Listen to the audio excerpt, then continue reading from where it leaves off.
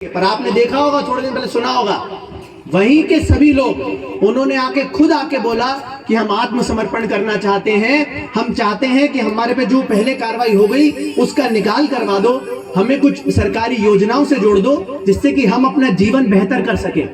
तो आज ये मौका गुरु महाराज के माध्यम से, माननीय विधायक साहब के माध्यम से आपको भी मिला है, तो क्यों पीछे हटना है? आपको डर है ना कि एक हमेशा लोगों को शंका रहती है कि साहब आप अगर हमने कर दिया, हम आपके सामने आ गए तो हम पे 10 नए केस बना दोगे, हमें फिर इधर भेजोगे उधर भेजोगे।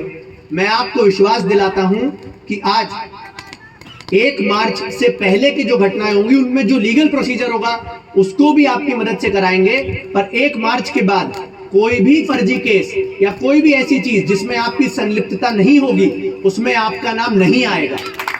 पर आपको ये विश्वास करना पड़ेगा कि आप इस गलत चीजों से दूर हटोगे। हमें आज आप ऐसे देख रहे हो, आपकी फोटोज इतनी अच्छी दिख रही हैं, अमूमन आपकी फोटो सीसीटीवी में आती हैं दूसरे प्रदेश से, दूसरे देश से, तो हम ढूंढते रहते हैं कि भैया ये बहन किसकी है, ये माता जी किसके घर की है, ये भाई किसके घर में रहता है।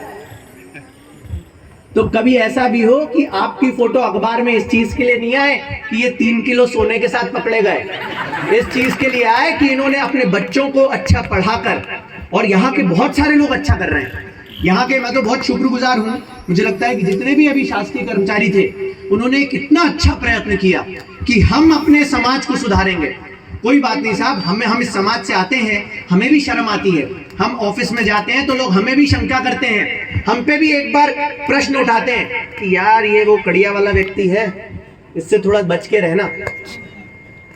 तो ये बात उनको भी अच्छी नहीं लगती, और मुझे पूरी उम्मीद है कि जो व्यक्ति मन के अंदर जरा सी भी ईमानदारी रखता होगा उसको भी बिल्कुल अच्छा नहीं लगता होगा।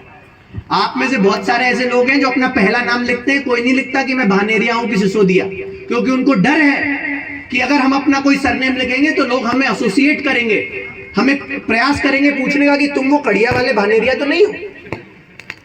तो ऐसे जीवन का क्या मतलब है कि जब अपन अपनी मूल आइडेंटिटी, जो मूल हमारी पहचान है, हम मिश्रा हैं, कोई उपाध्याय हैं, कोई शर्मा जी हैं, ऐसे सबका मूल पहचान है, यदि उसी को छुपाना पड़ जाए तो ऐसे जीवन का क्या मतलब है? आपको शायद नहीं पता होगा, मैंने बहुत रिसर्च करी कि भाई सांसी क्यों, भाई बहुत सारी जातियां होती हैं, सांसी का क्या मतलब है? तो आपको तो शायद अधिकतर को पता हो, ये भारत का, जब जैसे गुरु महाराज बता रहे थे, जब आजादी की लड़ाई चल रही थी तो आप अभी भले ही अपने आप को सांसी बोलते हो, तब आपको साहसी कहते थे। जो अंग्रेजों के खिलाफ देश की आजादी के लिए जिन लोगों ने, आपके पूर्वजों ने अपनी जान खपा दी, एक बार नहीं सोचा प्राण न्यौछावर करने के लिए, आप क्यों दूसरों के न्यौछावर में से कुछ सामान उठा के ला रहे हो? तो हम भी तो सोचे कि आप किसके वंशज हो, आप साहसियों के वंशज हो। आज आपको बैठ के यदि आपको शर्म आ रही है या आपको नीचा देखना पड़ रहा है तो क्यों ऐसी जीवन को जिए? मैं आपको विश्वास दिलाना चाहता हूं, यदि आपको कोई भी जो 20% लोग हैं आप उनको मनाइए, वो सब आपके, यहां पर तो अधिकतर लोग सब एक दूसरे के रिश्तेदार हैं। कई बार कितनी बुरी बात है कि बहनें आके बताती हैं कि साहब हम नहीं कराना चाहते अपने छोटे बच्चे से ये काम, पर हमारा पति नहीं मानता।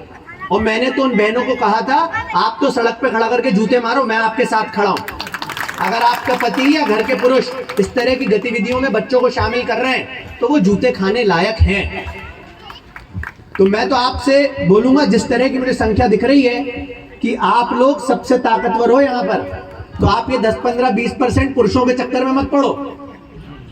आप लोग इतनी दूर दूर जाते हो, कहीं जालंधर जा रहे हैं, कहीं भटिंडा जा रहे हैं, कहीं कर्नाटका जा रहे हैं। अरे जाना है तो अयोध्या जाओ, प्रयागराज जाओ, धर्म से जुड़े, अपन अच्छे काम करें।